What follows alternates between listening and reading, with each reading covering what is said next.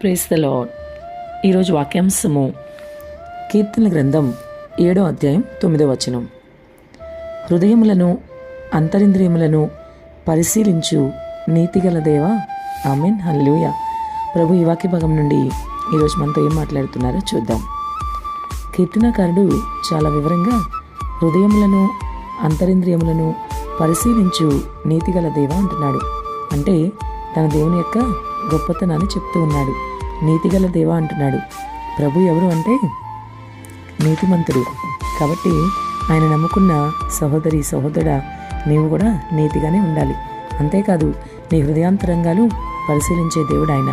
నీవు అనుకోవచ్చు కదా, పైకి మాత్రం భక్తిగా నటిస్తూ లోపల వేరే ఆలోచనలు ఒకవేళ నువ్వేమైనా కలిగి ఉన్నావేమో. అందుకే ప్రభు ఈరోజు నీతో సూటిగా మాట్లాడుతున్నారు. మనసులో ఎటువంటి ఆలోచనలు కలిగి ఉన్నా అవి బహుశా మనుషులకు తెలియకపోవచ్చు, కానీ నీ ప్రభువుకైతే అన్నీ బహిర్గతమే.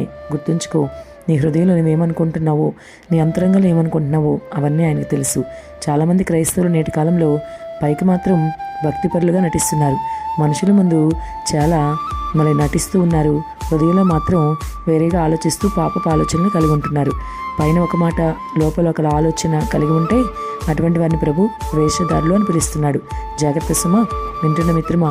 ఒకవేళ నువ్వు వేషధారితనంగా ఉన్నావేమో, వేషధారిని ప్రభు అస్సలు క్షమించరు కదా. కాబట్టి ఇప్పుడే నీ వేషధారితనం విడిచిపెట్టి నీ హృదయము, నీ అంతరంగం ఏంటో ప్రభువుకు తెలుసు కనుక నీవు బహుజాగ్రత్తగా ఉండి ప్రభుకి ఇష్టడుగా జీవించు. అంతేకాదు, ప్రభు నీతిమంతుడు. జ్ఞాపకం ఉంచుకుని నీవు కూడా అన్ని విషయాల్లో నీతిమంతుడిగానే జీవించాలి.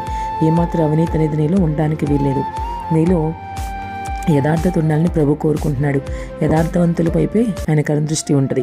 కాబట్టి ఒకవేళ నువ్వు చేసే వ్యాపారంలో కానీ, నువ్వు ఉద్యోగంలో కానీ, లేదా ఇతరత్ర ఏ విషయంలో అయినా సరే, ముఖ్యంగా ఆర్థిక సంబంధించిన విషయాల్లో ఒకవేళ నీవు అవినీతి చేస్తూ ఉంటే, ఇంతవరకు అవినీతి పరుడుగానే నువ్వు జీవించవచ్చు, కానీ ఇప్పుడు మాత్రం మారవలసిన అవసరం ఉంది. ఎందుకంటే ఈ వాక్య భాగం ద్వారా ప్రభు నీతో సూటిగా మాట్లాడుతున్నారు.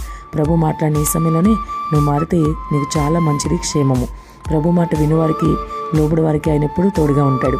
అంతేకాదు, నీ జీవితాన్ని మార్చుకోవడం చాలా అవసరమే ఉన్నది. చివరి దినాల్లో ఉన్నాం. ఇవన్నీ కూడా ప్రభు యొక్క రాకడికి సమీప దినాలు. ఏ జామ్ వస్తాడో, ఆయన ఏ గడి వస్తాడో తెలియదు. వచ్చినప్పుడు సిద్ధపాటు కలిగి ఉంటేనే ఆయన తీసుకువెళ్తాడు. నువ్వు ఇంకా అవినీతిపరుడుగానే ఉంటే, నీతి లేకుండా జీవిస్తే నీకెంత మాత్రం సిద్ధపాటు లేనట్లే. కాబట్టి అవినీతి పరులకి దేవుని రాజ్యంలో ప్రవేశం ఉండదు. ఒకవేళ నువ్వు ఏ అవినీతి చేస్తున్నా, ఇంతవరకు చేసిన వాటిని ప్రభు సన్నిధిలో ఇప్పుడే మోకరించి పశ్చాత్తాపడి కన్నీరు విడిచిపెట్టు. మరి ప్రభు తప్పకుండా నీకు సహాయం చేస్తారు. విడిచిపెట్టిన దాని జోలికి మన్నా నువ్వు వెళ్ళడానికి వీల్లేదు సుమా. కాబట్టి ఇప్పుడే నీ అవినీతి ఏదున్నా సరే విడిచిపెట్టు.